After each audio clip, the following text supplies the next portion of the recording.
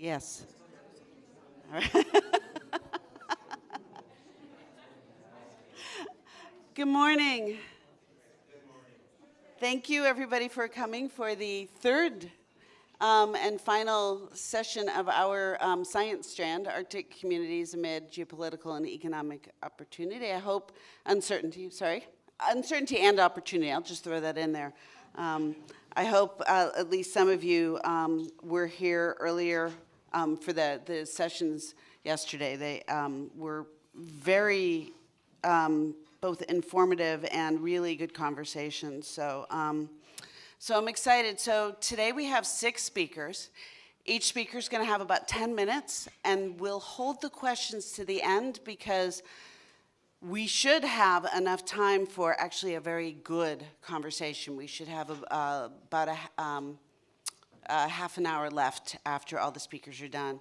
So I don't want to take away any more time from our speakers, so I'm going to start with Peter Haugseth, who's an assistant professor at UiT, the Arctic University of Norway, our local hosts, and invite you up to the stage.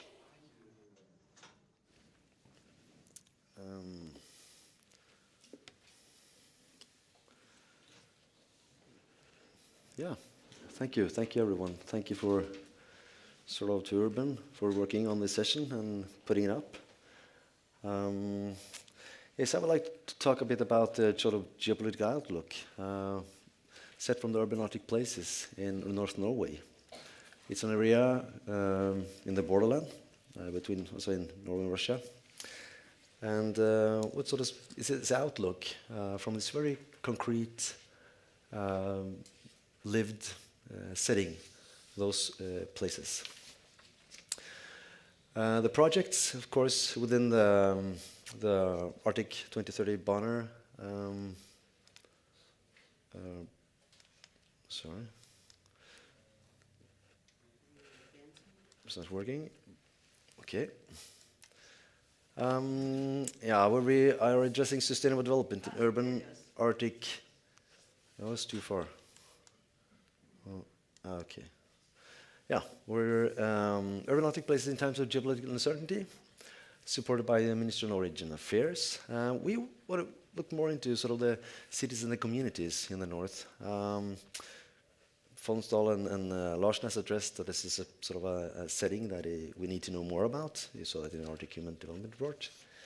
And it would also lead us to understand more about the key factors, so the plural Arctic community as well. Accomplished cultural heritage in those areas, talking about nation building, in a internal colonial history of the area. And we are interested in getting to know more about the settlements, the industries there, services, administration, would be a part of the national fabric. But also you have this larger context wrapped around them as well. Yeah, so it's open places, communities, there's a lot of connections. I am addressing, so to speak, if there's a relation or the relation between geographical space and international relations. Can we say international relations? I mean, why do we put some emphasis on that when we're talking about such small-scale areas and so on? But I think this is a struggle over geography everywhere in a way. So how does that affect the society? The Finnmark County is bordering Russia. I guess that's my take. And what has happened then? Well, we were talking about this open, connecting place with Russia since the early 90s, in the post-Cold War setting. We're talking about Nordic-Russian collaboration, the Barents Euro-Arctic region. Soft approaches, people-to-people cooperation, territorialization, but also thoughts of and ideas of large-scale framework of cooperation as well. Then change to a pandemic, difficult crossing the border, difficult establishing cooperation, and then we have Russia's war in Ukraine. We're talking about a geopolitical shift, also affecting by massive sanctions, and I would say economic, social, cultural shift as well. Okay, yeah. So this is sort of the framework. West Finnmark, talk through Alta and Lakselv. And East Finnmark, Båtsfjord and Kirkenes. We might say that, okay, those are very small places, I mean, considering populations and so on. But we'll look more a bit into that. I did so based on anthropological work, field work, engaging in sort of bottom-up discussions with them, open-ended questions and so on, to sort of map where they are at this stage. Okay, so what kind of questions did I want to ask? Well, how are Arctic urban communities responding to the shifting geopolitical context? How is it considered to be? And what is considered to be the main contributors of a place sort of sustainable development? Okay, sustainable development as a concept is complex, but anyhow, address it quite general to see what they answered. And how does Norwegian urban places differ in terms of the outlooks with this in guard? Yeah, and we have Alta, so sort of a semi-capital of Finnmark, 20,000 living in the municipality, 15,000 in the town. Population growth, probably one of the few places in Finnmark where there's a population growth. They're proud of their place, all those we talk to. The best economy part is sort of fish farming and tourism. There's a booming Arctic tourism in Alta. They also engaged actively in sort of destination management because of this tourism. So they're empowering the place sort of by its sort of triple helix approach to solving problems.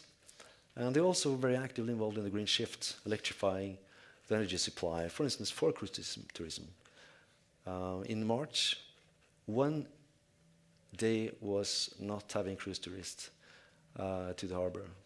Except that it was cruise tourism all the month 2024.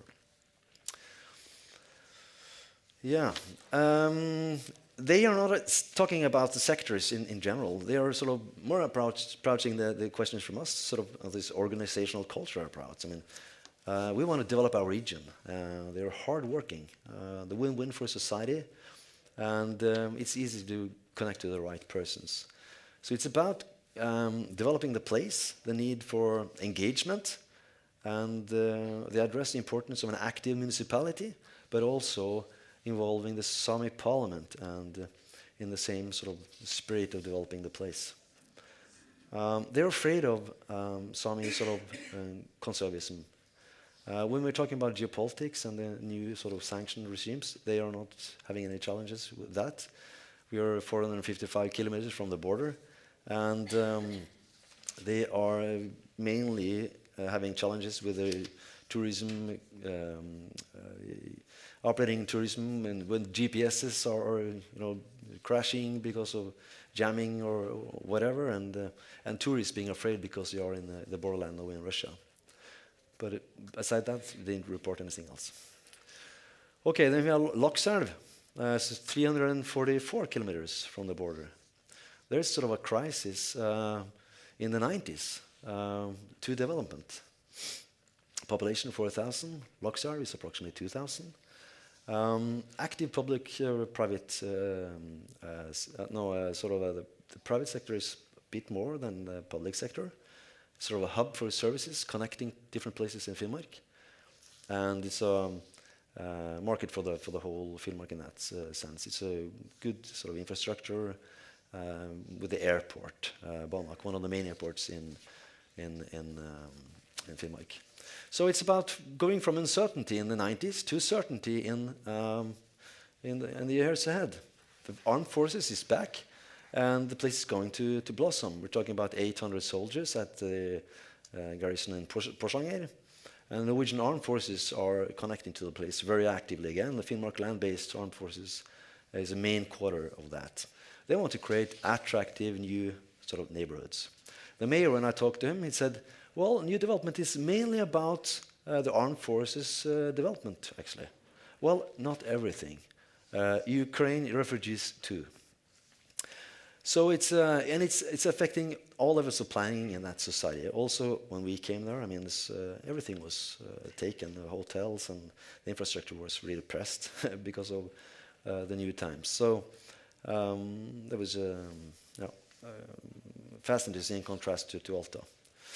Then we have Båtsfjord, the Norwegian fish capital. Population is approximately 2,000. 250 kilometers from Russia by car, but probably closer if you go by boat. 70% actually is private sector. Everything there, we're told, is primarily about fish. What we do not have in the society, we develop for ourselves. Main activities, so there are of course fisherwomen, but it's everything, you know, ships repairments, supply service, and so on. Okay. We go from certainty to uncertainty in Båtsfjord. Fishing quota is going down. Sanctions against Russia is really testing the society. It's tough times, less investments and so on. 50% of all activity connected to Russian coastal fleet is challenged because of the sanctions. The municipality economy is the worst in the north in 2024, but they have solid businesses. Kirkenes, they're reordered sort of border as a town. 15 kilometers from the Russian border, 3,500 in the city, 10,000 in all. There's a now gradually increasing public sector there. It's traditionally a mining town. It's difficult for them to get out of that box. But it's been massively connecting to Russia throughout the years, since the early 90s. It's a border town in crisis. It has a growing Arctic tourism, but still, this is not something they focus on a lot. What they focus on is losing income and the fact that, for instance, in 2015, 10% of the workforce, no, even more, I guess, probably 20% of the workforce were connected to the maritime industry and the CBC consequences of connecting with Russia. They terminated all the friendship agreements with Russian partners. The society is not unison in that. The conservative side has decided for this. The left side didn't want to do that. Russia is now a finished chapter for us. Naive globalization is dead. The municipality has moved away from Russia and China. I spend a lot of time with armed forces, talk openly with the intelligence service, the police, and I'm very open about this. When I do this, feeling we take security and trust as important factors, it's easy for external investors to invest when we do so. The first NATO exercise will come here in 2025. Then we feel even more safe. It was a comment from the mayor of Sør-Varanger when I talked to him in September 2024, and I actually had a chat with him yesterday as well, and he sort of underscored that a lot of the same situation was even now.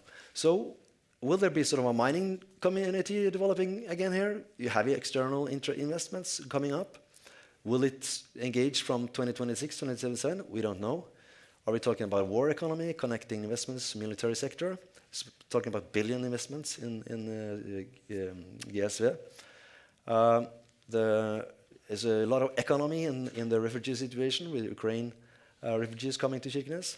Some technological entrepreneurship innovation happening.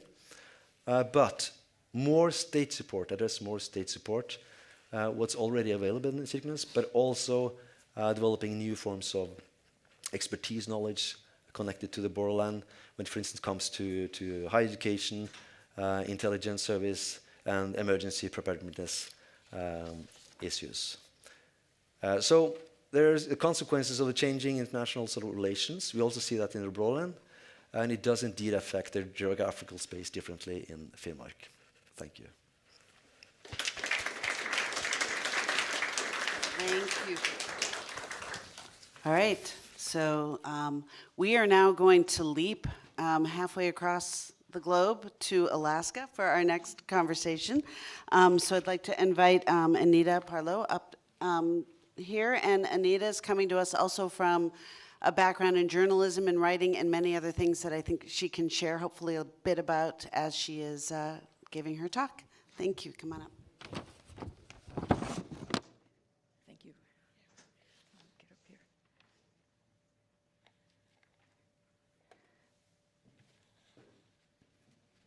Hi. So my name, as said, thank you for the kind words, is Anita Parlow. I've been a journalist, attorney, covered war zones, gross deprivations of human rights, and the last 5 years or so I've been working up in I'm based in DC, in Alaska, and northern Norway, Finland, a little pre-Ukraine Russia, and a couple of talks in China, the near Arctic nation. And I would like to thank Jenny, I would like to thank Arctic Frontiers. It's quite extraordinary what happens here, and it's quite an honor to be invited to be part of it. And my talk is basically going to be focusing in St. Lawrence Island in the Bering Sea between Alaska and Russia, closer to Russia, so particularly the town, only 2 towns on the island after all the whales were killed, I guess you'd say, for food by the New England whalers. So left such starvation, and from 32 communities, it's down to 2. In any event, we'll be talking about the most remarkable people who live there, so thank you. And if you don't mind, I'm going to be reading the remarks. The northern sea route, the northern Bering Sea and Bering Strait region counts amongst the richest and most productive high-latitude ocean ecosystems. The northern Bering is a migration corridor for thousands of bowhead and beluga whales, hundreds of thousands of walrus and seals, and millions of migratory birds. The numbers and presence of marine life in the region vary depending upon the timing of the seasonal sea ice retreat. In 2015 and 16, the presence of migrating birds precipitously declined as the U.S. Fish and Wildlife Service reports that 21,000 bird carcasses were found, of a far larger number in what might be the largest die-off in recent Alaskan experience. Folks said that the birds were literally dying and falling off of the cliffs. The northern Bering's coastal communities depend upon the Bering Sea for their food supply, living in a subsistence manner, including nesting birds and their eggs. The Bering Sea provides much of the marine harvest for more than 55,000 native Alaskans who live in more than 30 coastal communities along the Bering Sea, for whom hunting and sea mammals and fishing and whaling is central to producing their annual food supply. The close proximity to marine food resources and a keen and nuanced understanding of its rich Arctic ecosystems are a defining feature of life for the Arctic's indigenous peoples, underscoring a resilience built over thousands of years and linked to food, seasons, culture, and a way of life that is fully integrated into the marine ecosystem and environment. Our belief is that we don't dominate nature, we live with it, said Delbert Prangawi, former Savungan tribal chairman. The disruption to the food chain and thus the food supply is acutely evident on St. Lawrence Island, one of the remaining land islands since the melting of the sea ice bridge between Russia and Alaska thousands of years ago in the northern Bering. Folks in Savunga and St. Lawrence Island's oral history tradition says the folks have been on the island for about 2,000 years and for between 10 and 20,000 across the ice bridge in northern Russia. The disruption to the food chain and the food supply on the sea ice bridge between Russia and Alaska thousands of years ago in the northern Bering Island, located off of the coast of Alaska but closer to Russia, is primarily populated by Siberian Yupiks, whose language has many words for ice, its texture, and its freezing conditions. As a matter of science, far more descriptive than the English and Russian that they also speak. Evidence of warming is visible everywhere in the 1.2 million acre island, both on and offshore. Melting sea ice more frequent and more damaging as the villages are no longer protected by shore ice from the often violent storms. Homes are collapsing due to the permafrost thaw, shore loss, collapsed roads, and other dramatic changes require, as Yupik whaling captain George Nungwik said, that Savungans must reach deeply into their traditions to navigate the dramatic changes that impact our ability to harvest food. Nunwik said the reduction in sea ice from 7-month seasons to 3 months, now common, means a disruption to sea mammal migrations. A variety of seals and walrus no longer have a platform on which to rest and feed or nurse their calves during the migrations or find haven from predators. It also means a loss of the village's sea ice hunting platforms, where it used to be that they'd go outside of the ice, catch the whales, haul them onto the ice where they would be butchered for food for the year for 2 communities. This is no longer possible. Nunwik emphasized that despite the lost sea ice, the Yupik communities continue to navigate climate unpredictability with hunting strategies that have guided them for millennia. You got to be fast, he explained. Simultaneous, a variety of fish species moving north for colder waters, the Bering is experiencing a breakdown of its cold pool, so-called cold pool, a cold curtain that has long separated the distinct marine ecosystems of the Bering's north and south. The cold pool generally determines where different species are found by providing a cold water barrier or haven for cold-loving species, such as Arctic cod or snow crab, who crave the cold, or for fish like pollock or Pacific cod that prefer the warmer waters. In each instance, species-specific nutrients are in the appropriate location for the species that depend upon them. But persistent warming heats the cold pool that forms in part that forms in part the sea ice covered at the bottom of the Bering Sea shelf. The cold pool determines where specific species are found, like commercially important Pacific cod, some pollock, that typically restrict their movements to the habitats in the southeastern Bering Sea and its outer continental shelf. With variations in sea ice cover, cold and warmer waters are melting away the ice curtain, causing species distribution to change as the fish move outside of their natural habitat to new regions that may or may not be able to sustain them. The journal Science described the massive cold pool as currently the smallest ever documented, and making it relatively impossible for people to catch fish in the usual fishing grounds. The report surmised that given the loss of much of the cold pool that separated southern and northern fish habitats, some of the fish likely sped north in temperatures that they can thermally tolerate, but the question is it sustainable in their new locations? Whether the habitats can keep up with the demands of the new species, if the species can adapt before a possible die-off. Curiously, the fish species shift in location has also created a positive, according to Nunwik. He said in 2019, Savungans, for the first time, a small coastal community, caught a previously unheard of 60,000 pounds of halibut. It's the most we ever caught, he noted. Usually they're not in our waters, and certainly not in so many numbers.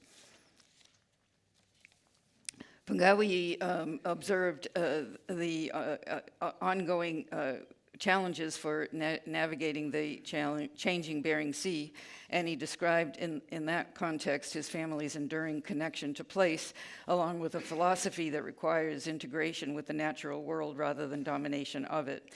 He said that Yupik people have much to share with the scientists, advocates, and policymakers who conceptualize a new paradigm for the 21st century. We have a message, he said, nodding his head, and absorbing his deep sense of responsibility to his Yupik ancestors, whom he said taught us everything. And then he kind of looked up and sort of slightly grinned, and he said, well, you know, we'll be here long after New York is submerged. Thank you.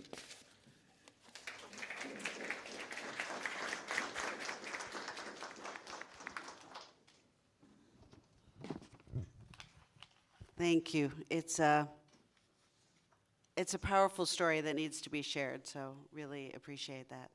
And so we're going to stay in Alaska for our next presenter, Jeremy Casper, who is the director of the Alaska Center for Energy and Power at the University of Alaska Fairbanks, and a good colleague, so jump over him. Got the changer right up there. Thanks, Diane. So I finally adjusted to the time change. So I finally got some sleep last night, and hopefully this goes well because of that. So we're going to stay focused here on the micro scale. So I guess I wanted to illustrate the micro scale just with an anecdotal story, quickly scales up to the macro scale.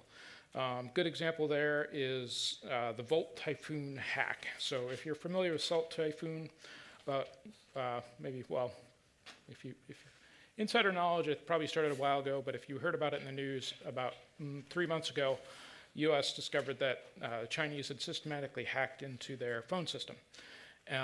Volt Typhoon was actually an earlier hack that the US discovered where Chinese actually hacked into our utility system. And the US believes the thinking behind that was that if you basically disrupt utility systems, electrical, water, and so phone, the US idea was that, well, China wants to invade Taiwan, so they're going to disrupt our utility system so we can't respond. So the thinking there is very much you focus on the communities and it quickly scales up not only to the national security level, but also the community security level. So there's an intimate connection here. So that's why I'm focusing on the kind of the micro scale here. So long list of co-authors. That's reflective of the fact that working in these communities, it's multifaceted. You're working with multiple levels of governance and stakeholders. So the author list really reflects that. I'm not going to go individually, but it takes time to work in these communities. So a little bit about Alaska Center for Energy and Power. There's about 100 of us in Fairbanks. We primarily are an applied energy research center, so there's a number of engineers. But also, you'll see from this list, we're also doing a lot of work on the social science side of things. Work closely with ICER at the University of Alaska Anchorage. We have a number of economists and social scientists who are working on these issues. And the reason there is that, you know, it's great that engineers can come up with these systems. They're wonderful. They do lots of things. But when you try and implement them in a community of the size of 2,500 or Sabunga, even smaller, you quickly run into problems that are human-oriented. And so trying to get a handle on those and trying to understand how to implement systems effectively quickly becomes less of an engineering problem and more of an economics or of a social question. So our approach reflects that quite strongly. The community innovation hubs I'm talking about today are part of an effort funded by the Office of Naval Research, again reflecting their belief that the community security quickly scales up into the national security. And it's also about building capacity within these communities to work more closely with the Department of Defense. So the squiggle diagram over there on the left is really, I'm not going to go into detail there, but it's really illustrates how complex it is working in these small communities. You might think there's only 2,500 people or something like that, and it's easy, but no. You're working with multiple levels of governance, multiple stakeholders, the education system, the political leadership, the tribal leadership, all levels. So that's just reflective of what's going on over there.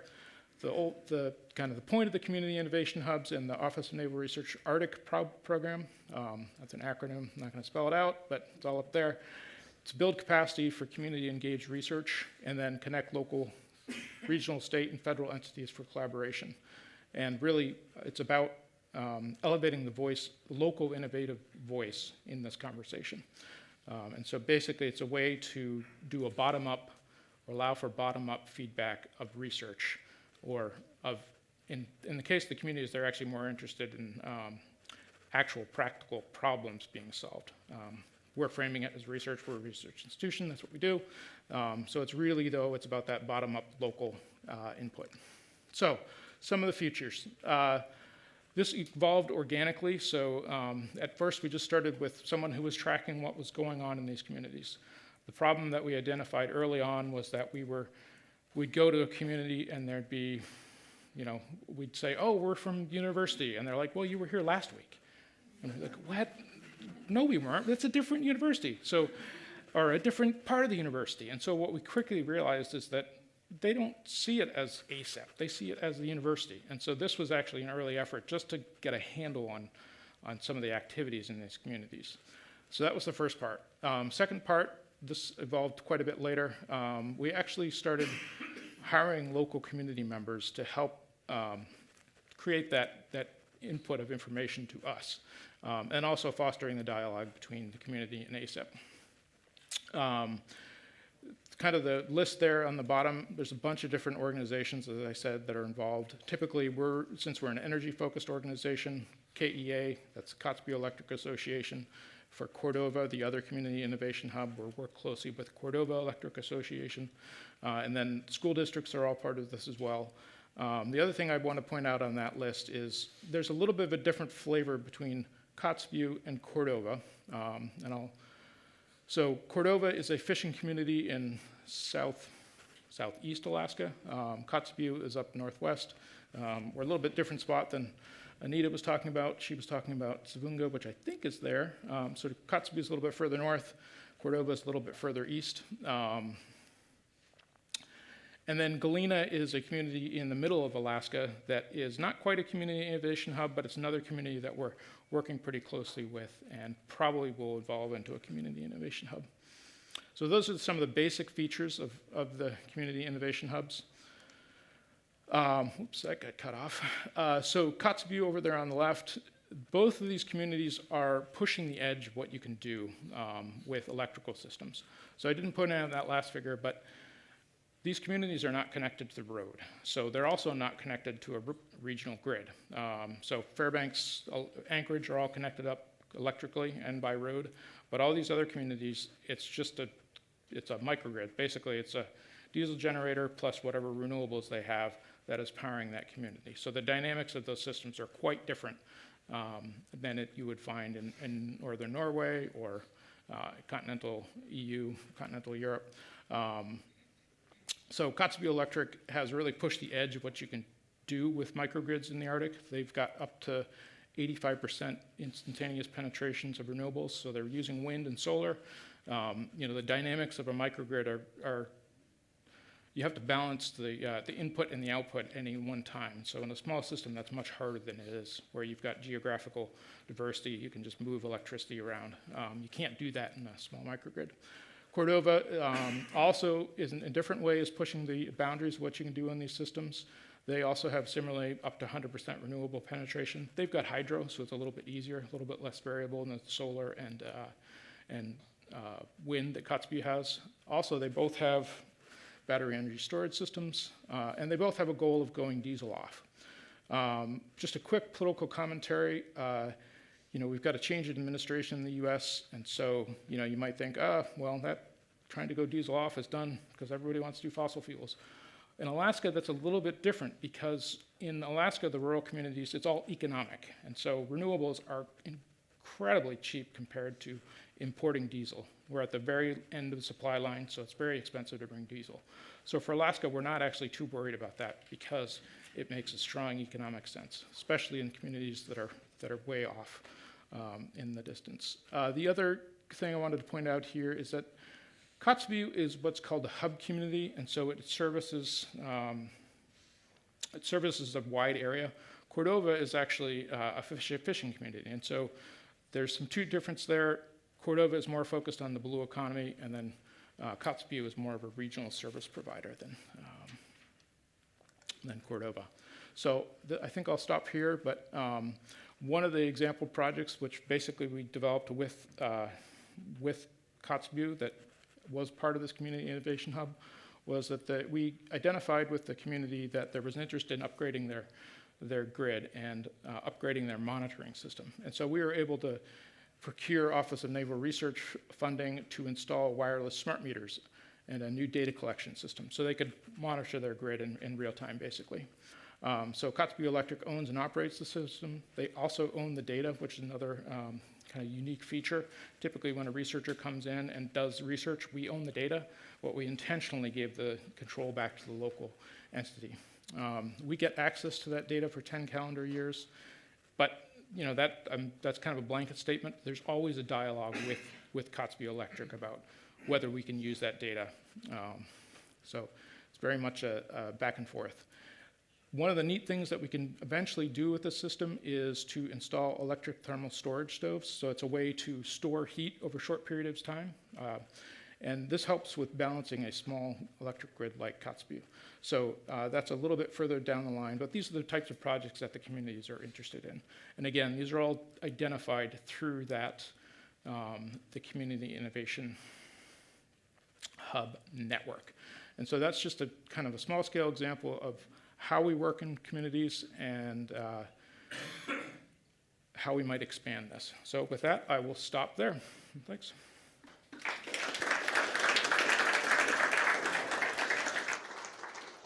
And I might just add one other piece, which is that in particular with Kotzebue, they're also part of a circumpolar network where we're doing research with UIT and with Luleå and with other universities across the north to understand what we can learn from each other in these remote and rural and northern places. So lots of opportunities if this is of interest as we are expanding and hopefully expanding more. All right, and so we're now going to jump back across over to Norway and invite Maya Blomberg up here. Maya is at the High North Center at Nord University and another good partner in activities with us in Alaska. Thank you very much, Diane. Can you hear me? Yes? Excellent. Thank you all for coming, and thank you for very interesting presentations thus far. My name is Maya Wallen Blomberg, and I am currently working on my PhD in business. And my research topic is population development in northern Norway. I'm 1.5 years in, which means that I haven't published anything yet. And this is actually my very first abstract presentation, so I'm a bit nervous, I'm very excited, and I'm very hopeful for any good ideas, any insight that you guys have. I'm very grateful for it. This is the research project I'm involved in. It's called InNord. And the aim of this research project is to understand how we can become more people in northern Norway. My PhD will more aim at trying to understand the actual issues related to the population challenge in northern Norway. So that's the basic idea. So the first article of my project, the first planned article of my project, is called "The North Seen from the South," because as we know, the capital is in the south. That's the case for all Arctic countries. Shaping of the policy targeting the population challenge in northern Norway. So it's a very policy-based. I am a political scientist in base, even though I'm taking a PhD in business now, but that's how it is. For those Norwegians of you and northern Norwegians of you who are slightly familiar with this topic already, this might be old news, but since the Second World War, the proportion of the population in northern Norway has decreased compared to the overall population. The growth, I mean, it's still a slight growth, but what we see and what causes concern are the predictions. So within 2050, we know that we think if the development stays the same, we think that the population will grow by only 4,000 people in northern Norway compared to 600,000 in all of the country. What causes specific concern is also some results from a report made by Men on Economics that point to the fact that on the border with Russia, we expect a complete total collapse in the population if nothing is done by 2100. Is that how you say it? 2100, 2100. Yes. So, yes. And that's it? No, just So why is northern Norway an interesting case? Because we know that urbanization, a lack of workforce, low fertility rates, these are trends that we see across the globe, and especially in the Western world, right? These two last ones. Urbanization, I think it was the UN that said that within 2050, 2/3 of the population in the world will live in cities. So this isn't something new, and compared to other places, we know that northern Norway is actually doing quite well. But this has major social consequences. The social consequences are mainly for northern Norwegians and local communities, as we know. Huge economic consequences and security consequences. And these two last ones are linked to a national concern, and that's kind of my argument for this article. On an economic side, it's because of the massive natural resources that we can exploit sustainably, and also for security consequences. There's both the proximity to Russia, but also for local communities when it comes to the development of infrastructure, for instance. Small communities gets less funding for for that. The reason this is interesting, I think, is that we see that the political efforts towards increasing the population in northern Norway has been quite significant, actually. As we heard the Minister of Foreign Affairs yesterday, and also the Prime Minister at the Arctic Mayors Forum reception, for those of you who were there, both repeated that northern Norway is the most important strategic area of Norway. And it has been so since the year of 2006, so almost 20 years now. And different governments have stated the same, although the formulation has slightly changed. But this is how national politics sees northern Norway. For my master thesis, I studied 3 white papers dedicated to the High North, and there is a drastic increase in attention dedicated to population development. And there's also been quite a few articles, scientific articles, also discussing this. This one is by Jonas Stein at the University of the Tromsø, in the Arctic University, where he says that he compares northern Sweden and northern Norway, where the population development has actually been quite the same, but Norway has given so much more money, invested so much more money into different projects. So this is what I want to understand. What are the efforts actually made at a national level? So my research question for this is, population development in northern Norway, how is it governed and by who? So my plan is to interview people within, especially the Ministry of Foreign Affairs, as they have had the responsibility for High North policy for many, many years. And also we have the Ministry of Regional Development and local communities that will be very important in this. Because we have 2 main streams of policy. We have the High North policy, which has traditionally been about international relations in the Arctic, but has now become more and more about local development in the Arctic as well. And then we have the district policy. And so how can those two, how are they balanced? Can we talk about a district policy, especially for the High North, for instance, and so on. I'm still struggling a bit with this one. This is my preliminary definition of population development, so please, if you have something interesting to say about this, I'm very happy to hear it. I've tried to kind of make it a combination of population growth and human capital, because population growth in itself doesn't necessarily help. We need also knowledge. But at the same time, population development isn't necessarily only numbers going up, right? It can also be a stabilization. So I'm not quite sure how to attack this and from what angle yet.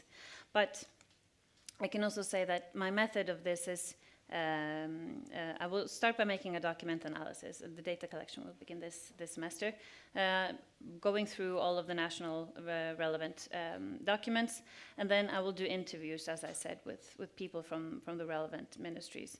Of course, defense, industry and fisheries, education will also be super important in this. So, as for my theoretical framework, this is a bit back and forth. I've kind of landed on institutional logics. For those who are not too familiar with institutional theory, this is basically an idea that, and this isn't institutions as organizations, but institutions as unintangible things that affects something. So one of the leading articles in this field says that it is not possible to understand individual or organizational behavior without locating in a societal context. So I'm studying what kind of societal aspects surrounding the policy making is actually affecting the policy at a national level. And then the logics are kind of the elements. So we have geopolitical, district policy, and value creation logic. So this is kind of maybe boring detail unless you're very interested in institutional theory. It's been a while since I've read about this, so I'm not going to spend too much time on it. So, as you researchers know, finding this academic conversation, that's at least how we call it at my university, at Nord University in Bodø, is the main thing in order to get stuff published, right? So this is the conversation I have found up until now. I have found one that looks at institutional logics in policy implementation.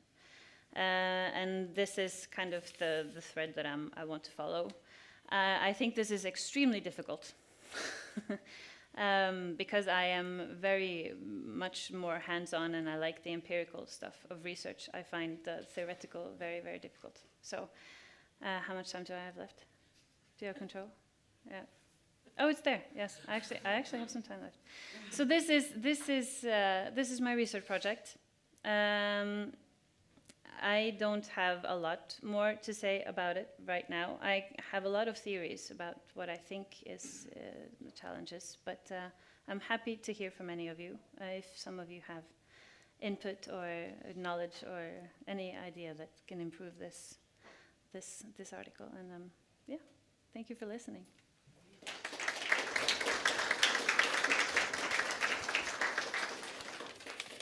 Thank you so much. So I think we're staying on this side of the globe, but I think it's also a bit of the next conversation will take us to thinking about why we're here doing what we do, right? So it's Agnieszka Skorupa, who's an assistant professor from the University of Silesia in Poland.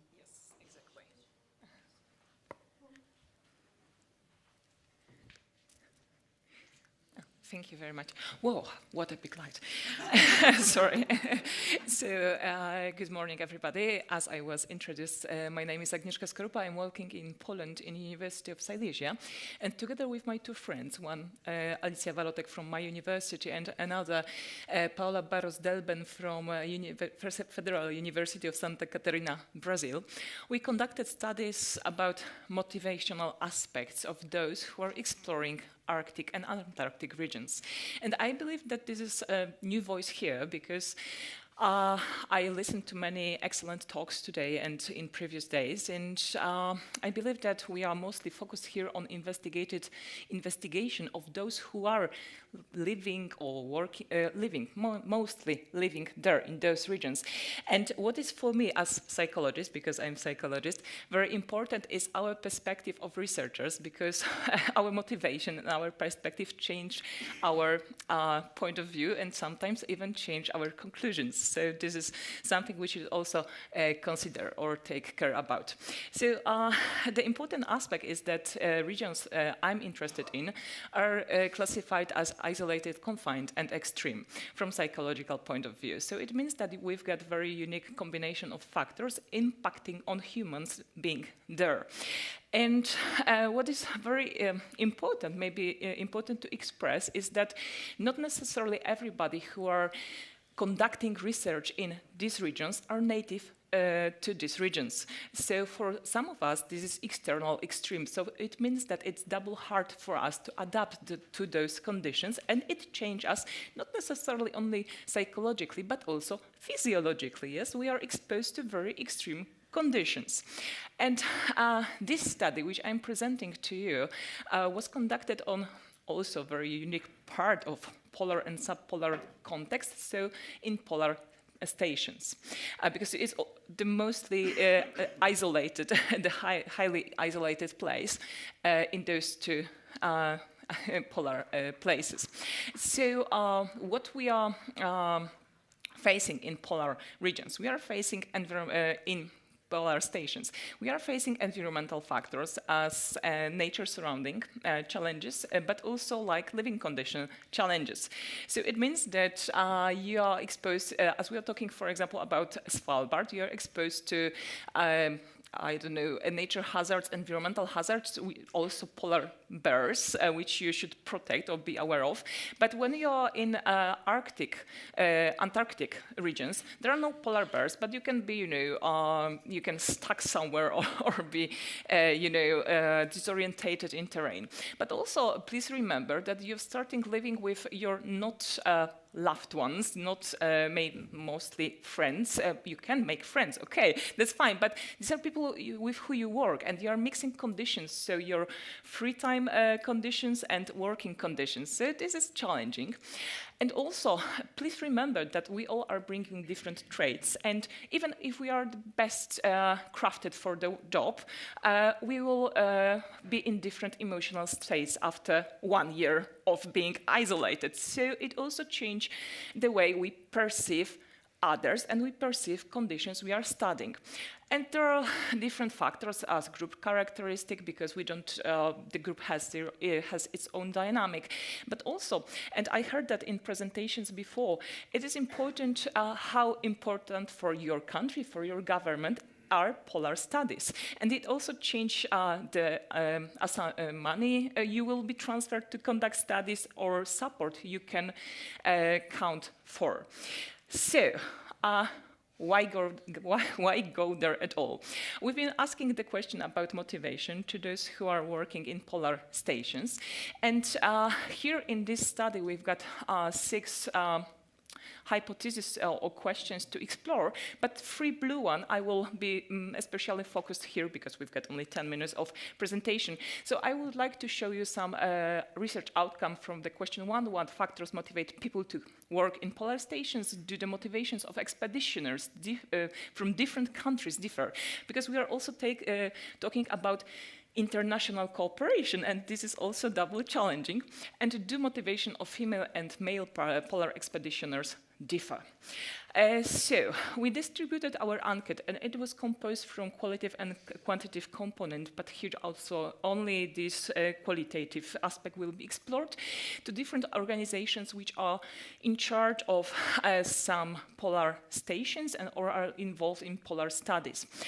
And we received 149 enquetes, so I believe that it's pretty nice as for this very unique group, and not necessarily open for psychological studies, because we must also take it into account. And the respondents came from 16 countries, so I believe that this is pretty international sample.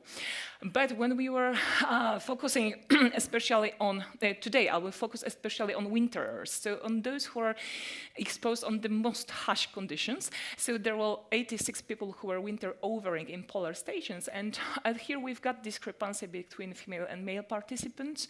And as you can see, women were a little bit younger than male, but their variety of age was slighter, yeah? And not necessarily as big as male age variety.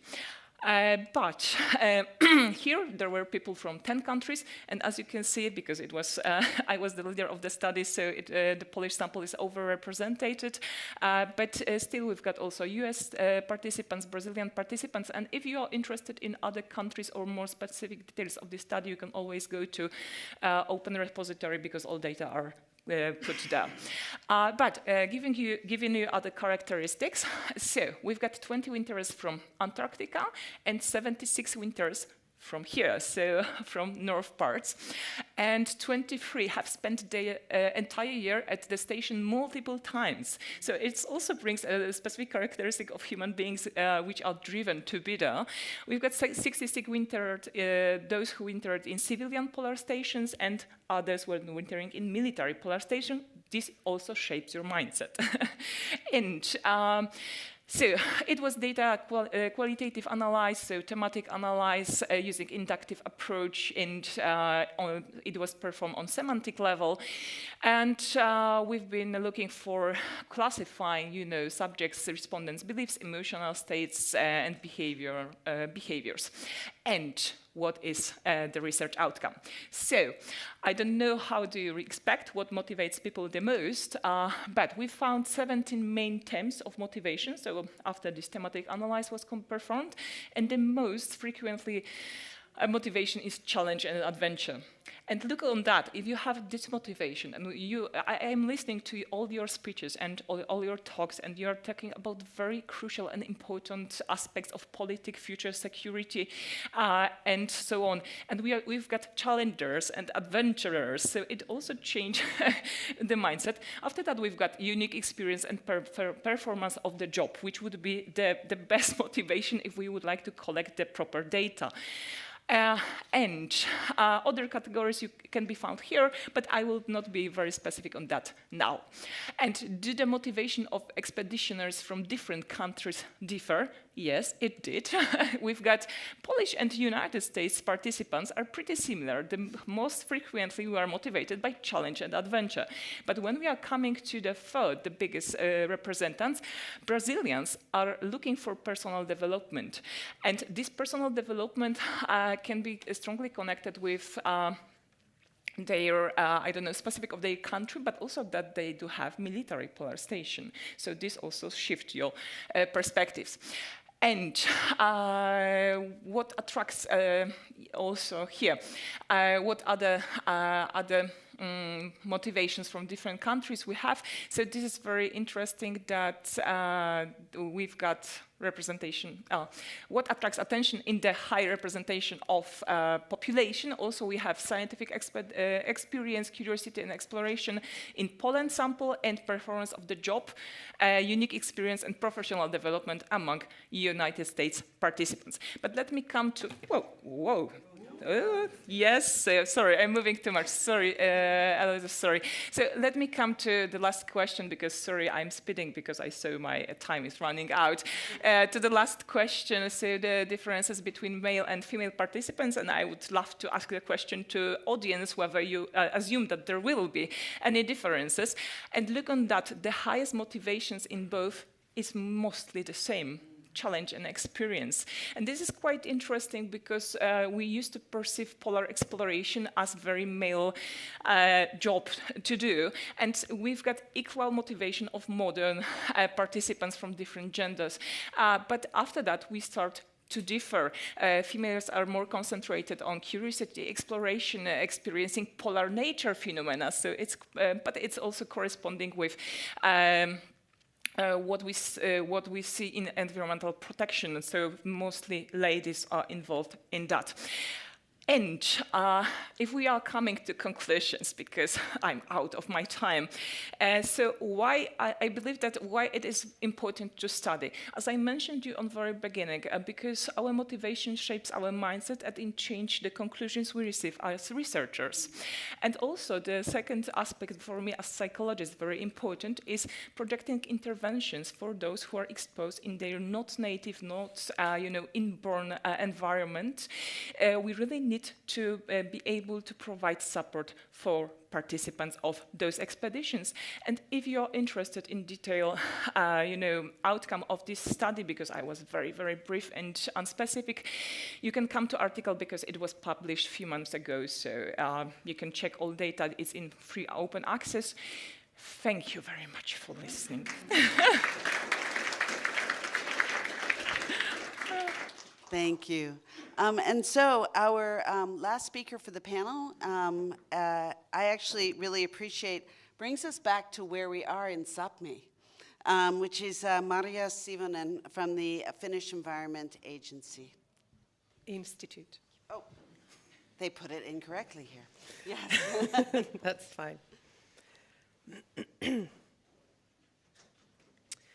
So hi everyone, thank you very much for having me here. I'm Marja-Helena Sivonen, indeed from the Finnish Environment Institute, and I'm about to defend my thesis in sociology in about a month or so. So this work is very much still work in process, and I just have to highlight that I've been studying the geopolitical implications, national security, justice and renewable energy interconnections in the Nordic countries for the past 5 years. So I think this is a nice continuation, as political participation is very relevant to questions of justice, and justice is, of course, an issue of security as well.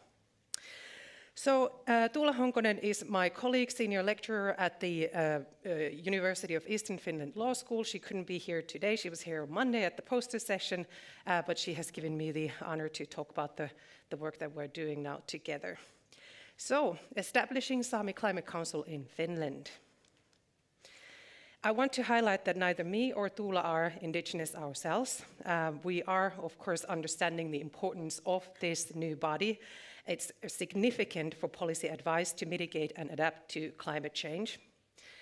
We are following the ethical guidelines of the Finnish National Board on Research Integrity, and of course these brand new ethical guidelines for research involving the Sami people in Finland. You can find them on the website of Oulu University at least. Very useful. The legal protection of the Sami in face of climate change in Finland is, the legal experts are saying that it's rather strong. It starts obviously from the international human rights conventions, comes down to the Paris Agreement, and the Constitution of Finland says that the Sami have the right to maintain and develop their own language and culture. They have the linguistics and cultural self-government in their native region. The Finnish Act on the Sami Parliament was first created in 1995, and there's a question mark behind this year because after really long discussions, there is hope that this law will be renewed this year, so fingers crossed. However, the new Finnish Climate Act that was coined in 22 now states that the authorities are required to negotiate with the Sami when preparing climate policy plans, and the act established the Finnish Sami Climate Council. So this was quite radical globally as well. So even though I said that the legal experts are saying that there is quite strong basis for legal representation of the Sami, the implementation needs more attention. The role of traditional knowledge within the legal and political context is growing, but results are hard to track down, and indeed, like any other issue in the world, it is jeopardized by political fluctuations, and depending on the current attitudes of the political leaders, it may change. The Sami Climate Council is indeed one of a kind body in acknowledging and implementing Indigenous rights in national climate policy making. As I mentioned, it is based on the Finnish Climate Act. It's funded by the Ministry of Environment, and it began its work just about a year ago, so it's quite fresh and new. It's an independent expert body which is really relevant for its operations, and out of its 12 members, half must be representing different fields of science, and half are traditional knowledge holders, so reindeer herders and fishers and duochi, so on. The main task is to submit opinions on the plans and produce information related to climate change and Sami culture and rights. And that's their brand new logo that they had recently a competition what to represent. Aims of this study are to increase awareness of this new body in events such as this, and to bring forth the understanding that Indigenous knowledge and traditional science are mutually supportive. And of course, we are very eager to discuss this institutionalization of participation of Indigenous people through traditional knowledge in climate policy making in Finland. I'll be quite quick with the research questions. How did the Sami Climate Council come to being? How does it function? What kind of expectation it is subject to? And another empirical question is, how are science and traditional knowledge brought together? And how does this kind of broadening of knowledge base impact policymaking more generally? And on a more theoretical level, we really want to understand these possibilities and challenges to this institutionalization and broadening of knowledge base in science policy interface. Of course, we are standing on shoulders of previous that who've been working on this, but on very global arenas, IPCC, IPES, and UNESCO, which have already been mentioned in this conference as well throughout this week, have recognized the importance of including Indigenous knowledge into policymaking. I don't have to preach to this room what are the impacts of climate change to Indigenous peoples and how specific they are, but I just want to mention that climate change adaptation and mitigation policies, pressure land use, and other sectoral adjustments decreasing future opportunities for identity and cultural identification. So traditional knowledge does not have a universal definition. We are not seeking to it. We're not going to create that. The Sami Climate Council has not done that. But this definition, which I'm not going to read to you in terms of time, is meant for the Finnish society to be able to communicate with the traditional knowledge holders, the Sami Indigenous peoples, and policymakers. So it's very much for the practical uses in this interaction. We also follow Rauno Kuokkanen in her concepts as heuristic devices, are knowing that neither is self-explanatory to begin with. And the data for our research, as well, really quickly, we're using the legal documents, interviews, and the decrees that are publicly available. You can see pictures of them. This is what they look like online, but it's about the content that we are really interested in, especially in the beginning when this law was about to be passed. So preliminary findings are indeed very preliminary because we've only so far analyzed the documents. So about the foundations, we can say that this was created as an initiative from an academic research project to enhance Sami participation. It was called Sami Project. The preparations received a really vast stakeholder interest and support, and they were really adamant on finding ways to create a truly effective body. These preparations were seen to be very thorough and done in cooperation with the Sami community more broadly. And there are, of course, concerns towards the resources and politics, but the base in law does ground some moving ground for them. The current functions, as I said, it's in early stages for the council as well, so they're still finding their way. But currently, the interaction with the Ministry of Environment and the Finnish Climate Change Panel are really good and quite active. They have a member from the climate panel sitting in both the council and the panel, and also a representative of the ministry is involved in most of their meetings.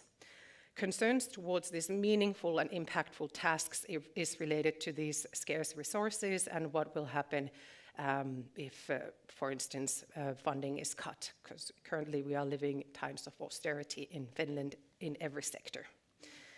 First year of operation has been enthusiastic and really very much just about the preparations.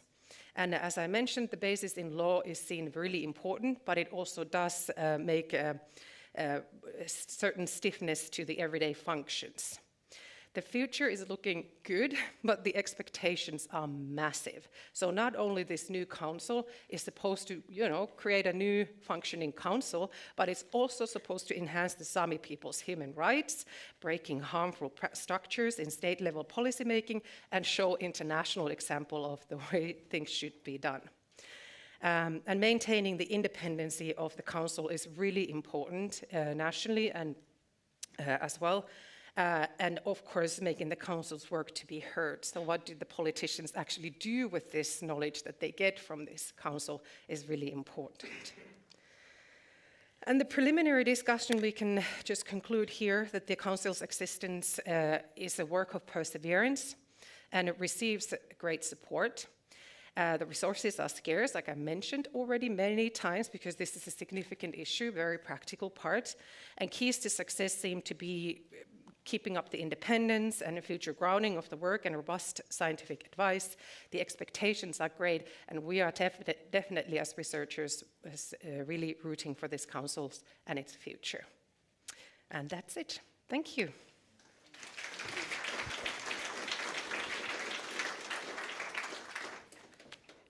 Great. So we really do have the luxury of about 20 minutes for questions and discussion.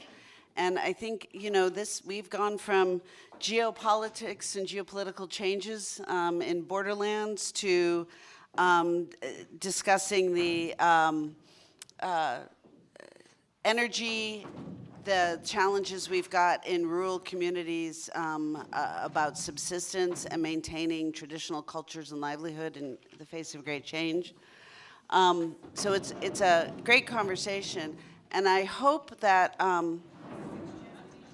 people in our audience have got some questions. I also would like to encourage our panelists, if you have questions for each other, because I think there are some linkages here as we are talking about the challenges around energy. I'll get out of the way. This is exciting. We want to trap you.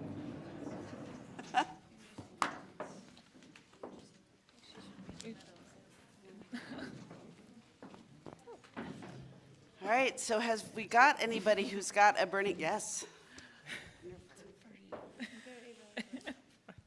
Hi, sorry, I just popped in at the end there.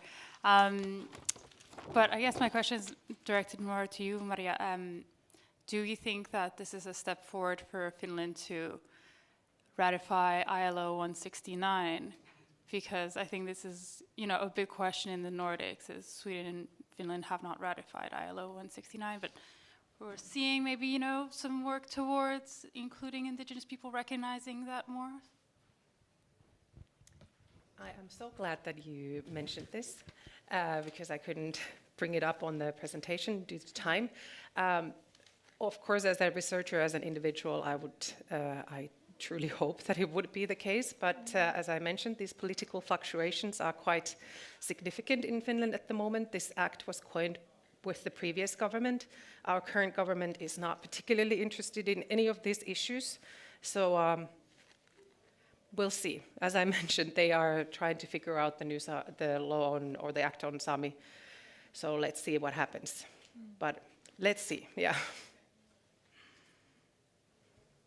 Could I ask if you could describe some of the dynamics in the reindeer herding?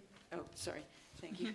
In the reindeer herding situation and environmental issues and sovereignty questions and use of land and who decides and what priorities like that? Is that making any sense? Yeah. Sure, I can answer because my previous research was touching upon these issues as well. We're not discussing this in this paper at all. But of course, these issues are quite radical and significant to the reindeer herders regarding national security.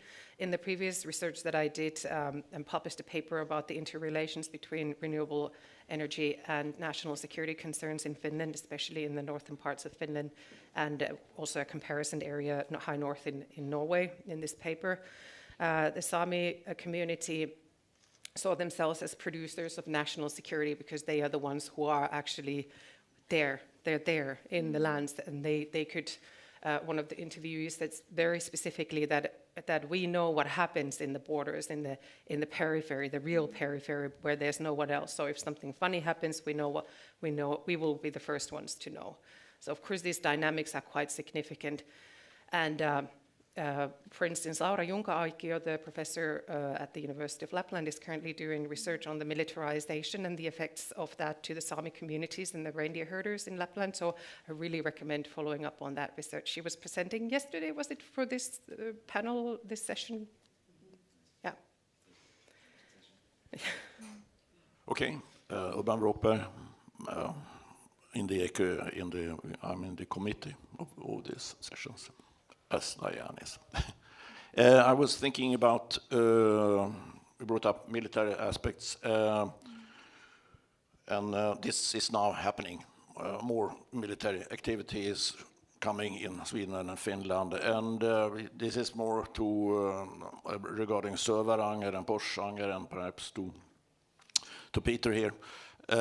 We heard from the good researchers and scholars in Russia yesterday, in Nickel. They were asked about what impact to the local situation and future are the big garrisons having. And they were very adamant on saying, that's another world of its own. These are other kind of people. They have other careers. We don't know really. So what is your impression, having interviewed people in Porsanger and Sövaranger? Are these garrisons with their shifting in and out of officers and careers and youngsters in the border guards, are they really as integrated or contributing or having any specific spin-offs there? Thank you, Iban. An interesting question. I would say that the way that the Norwegian armed forces are working, they are in a way trying to frame it within a context that they are actually part of contributing building communities. We see the way they have addressed their interest in investments, for instance, in the GP, in Porsanger. They, for instance, about building constructions. I mean, we don't know much what is happening actually within the military area. That's full of secrecy, but I also know that they had a public event open for the community to come visiting, and that was in September, for instance. When it comes to addressing issues like that to the carpenters and so on, working within the area of the military sector, that's a totally different story. It's a totally different story if you talk to the entrepreneurs as well. If you want to have some information and understanding of what's going on, actually, they can't tell you anything. But the armed forces themselves have been sort of very open about this, and it's not only concerning the Porsagermo, but also in Sør-Varanger and the garrison, also GSV there. So they don't want it to, like we saw during the Cold War, maybe that they built construction and housing for the military sector outside of the city in a way. They want to actually commit to community development, contributing actually inside the community of, for instance, like a town like Kirkenes. And I actually spoke to the mayor of Kirkenes about that yesterday because he was here, and he confirmed this idea. So I wouldn't say that it's framed in the same situation as we heard yesterday by Russian experts. They want to be also community developers, and I guess that's sort of a political approach in a way also to for them to be able to succeed actually establishing the way they want to establish. So same about this NATO exercise in 2019. I was in the southern Norway, outside one of the big cities in Norway, so in Norwegian scale, outside Byneset. Well, it was an open event. Hey, come on, join in, look at our performance, from the side. So there's a different strategy in how to communicate and build a commitment and general understanding of why we want to establish or how to maneuver within this very challenging political framework, of land rights and community development, and to also establish trust. I guess what I'm trying to say. So you had a question, and then I have a question. Yeah, that's because I and that's interesting, Maya, because you're a political scientist, So it's a rather sort of methodology, and maybe also more concretely on method. I mean, how do you, in a way, encapsulate the dynamics of the people coming from the outside, maybe, or maybe the one partner coming from the outside wanting to establish themselves in the north? I'm thinking some sort of a micro scale, I wonder do you have any sort of ideas of working within sort of a participant observation, Because one thing is looking at those larger strategy documents and the priorities and the policies and the general understandings from the south in a way. But are you able to encapsulate the spirit of what is happening on the ground? Maybe going directly into the public way a family is organizing itself when it moves up north, work for the municipality or a public office or in the private sector and so on, in order to see what kind of dynamics are actually happening within that micro space, because I think that I don't know, maybe you are, but if you do, it would be interesting to see how that fits the motivational framework, dealing with the life in the north as an outsider. Yeah. And if you can pass the mic. Thank you. I'm very glad you asked that question because that's actually my second article. But it is, and I think it's a very good point because once you've established some kind of insight into how national politics work and how the state wants to deal with this issue, then you also have to see the results, right? You have to understand how people on a local level. So I will do a case study of Lovund.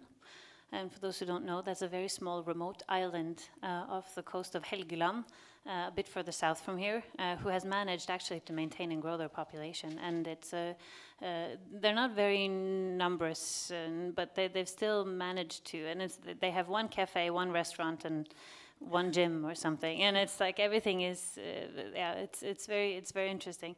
But I am very open to other research as well. I think I'm from Oslo myself. In Oslo, we also say within the Ring 3, which is like it's very central. And I decided to move to the north because I was interested in northern Norway and the Arctic. So in a way, I feel like I'm studying myself a bit. But I definitely, I don't have any issues seeing what can attract people to the northern Norway. But I think, that understanding what brings people there and what makes people stay, I think that's two very different things if you don't already have family or network. So, but it would be very interesting if we can. I know you have Jonas Stein at your university, and to have some synergies there. I would love to maybe collaborate on something. Was that a good answer to your question? Yeah. Thank you. Hi, I'm Monika Szkarłat, Maria Curie-Skłodowska University and Polish Academy of Sciences. I have a question to Maja. More on the institutional side of your research, because yes. as I understood, you also refer to that. But firstly, I wanted to ask whether you differentiate those who decide to move to the north into Norwegians and, for example, migrants, foreigners. That's one thing, and the other thing, whether maybe it's more of a recommendation, because I feel that a very interesting and helpful perspective to study, especially the response of institutions, is discursive institutionalism, because as I understood, you take into account documents. Different documents that were that have some sort of history, so they were implemented for quite a long time. So we can speak about some sort of institutional reaction that lasts for also some time. So this perspective is I think it's just perfect to study that. Thank you for your question. To answer the first question about how we distinguish between Norwegians and non-Norwegians, I don't. People are people, and we want people from all over, but we do have challenges. The government just implemented a year ago study fees, very high tuitions for people coming from outside of the EU, which we've seen drastic decrease in study numbers, student numbers. We also see that foreigners coming, refugees or work immigrants coming to northern Norway tend also to follow the pattern of moving south. So it's not something that we don't separate between Norwegians and non-Norwegians, but of course I guess it's easier for Norwegians also who have already family there to come back. So that will be something that I will do in my third article, because then I will study the moving patterns, because we have access to some incredible statistics in Norway called micro statistics. So we can follow on an individual level and without breaking GDPR rules, people and how they move in the region and if they move out and come back. For the second question, I'm not entirely sure I grasped it, but I hope to get as a large information pot as I can using. That wasn't the question. It was more a comment. Okay, thank you. Yeah. Well, thank you. Yes. Okay, thank you. Heather Nickel from Trent University. And so I'm thinking of the Sami Climate Council, and being from not knowing an incredible amount of information about the dynamics, it may be a fairly simple question, but this is a Finnish initiative. So how does that relate more broadly to Norway and Sweden and all across Samiland? And is this seen as something unique? Is this the precursor for a broader arrangement, or how are we fitting those things in? And if not, what are the different challenges to making this a broader cooperation? Thank you. That's a wonderful question again. Oh, yeah. Thank you, though. I hope this would be the beginning of a great international movement of including traditional knowledge on in policy making everywhere, and not just on climate policy, but any issues that the Sami are facing. At the moment, we know, and we've been discussing with the Council, that there's a huge international interest towards this Council, and there has been lots of visitors and interviews and all kinds of ways to interact to international audiences about this Council. But of course, who knows, maybe they are planning in Norway and Sweden this too. I would like to hear if that's the case. The challenges are quite significant, as in with any Indigenous policy participation, because often the activism that they have to do, it considers their identity questions and questions to rights to culture and human rights and issues like this, but also in international arenas, even within the Nordics. These different states have colonized the Sami in different ways, so they have different kinds of rights in different countries, and then lack of rights as well. So, of course, this is quite context-dependent issue, to my understanding. Good morning, Elizabeth Meyer from Innovation Norway, a governmental body in Norway promoting sustainable business development all over the country. And Maya, for being the first time, no reason to be nervous, you're doing great. Very interesting research. What I believe is that, of course, the key to choose where to live is where you can have a job, and people have different talents and interests, so possibly there should be a variety of choices as well. And we are, as an organization, always looking for ways to be even better at promoting business development, also in the private sector. So I was wondering, is this something that you will look further into? And if so, do you have any preliminary thoughts? And also, you, Peter, you touched upon it, that different communities have different focuses as well. So it could be maybe a comment also from you. Thank you. Ooh. Yes. Within my research project, we have a strong focus on entrepreneurial activity. Quite a lot, actually, at the Heinrich Center, so maybe we can have a chat after. For my research right now, I feel like the 3 articles that I've planned out, they're quite, they've planned. But I would love to continue with it. So I know a few of your colleagues in Nordland, so I'm very happy to work on anything, really. I think it's really, really interesting. Yes.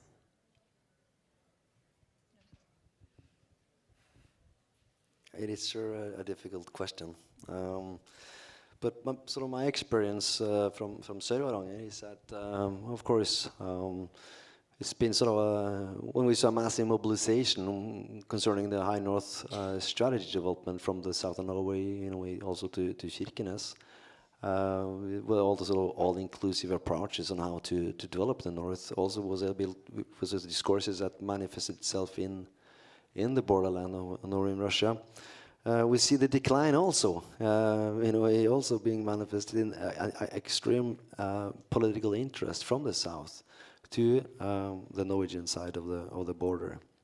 And of course, we're also talking about different economical packages and so to the local community. I guess there are different also ways of channeling this, and I don't know all the technical sides to all the consequences of those packages, and how they are standing apart or integrated or so on. But what I found a bit interesting is that there is obviously a very general interest among a group of residents in Kirkenes on entrepreneurial activities, connecting to complex networks, far outside Kirkenes, of course, also with people that's globally has been able to do large sort of investment possibilities. So I guess what I am looking at is sort of, okay, again, about keeping people in the north. I think that some of the challenges we are seeing is that if you go and look at those very sort of microcosmoses being available when you do a startup, for instance, if you talk to business people there, they invest, and they see it in Alta as well. I mean, what is the most important thing you do when you live here? Well, it's what you do after you have finished your job. Okay, well, you work a hell of a lot during your daytime of the job, because that's important, but at the same time, you have to work a hell of a lot in their spare time as well. So it's a combination of those two factors. And when I've been talking to, and I've been also learning a lot by being sort of involved in such organizational cultures, but when I address that, for instance, to the South, to peoples in the South, it's like, oh, I wouldn't bother working like that. You know, I mean, so there's something about, I mean, finding the motivational side to dealing with topics where you have to engage so much in order to be able to empowerment your investment plans and the business model, the idea, and you have to be ready to do it pretty much by yourself in a way, or a very small community, you know. And then you have to have a partner with you. I'm going to cut you off because we are now into when people need to go have coffee so they can keep doing their work. And so we are over time. But I do want to thank this panel and all of you for coming and joining us and the excellent questions. So I hope we'll continue these conversations out there and look for more from all of these participants. Thank you, everyone.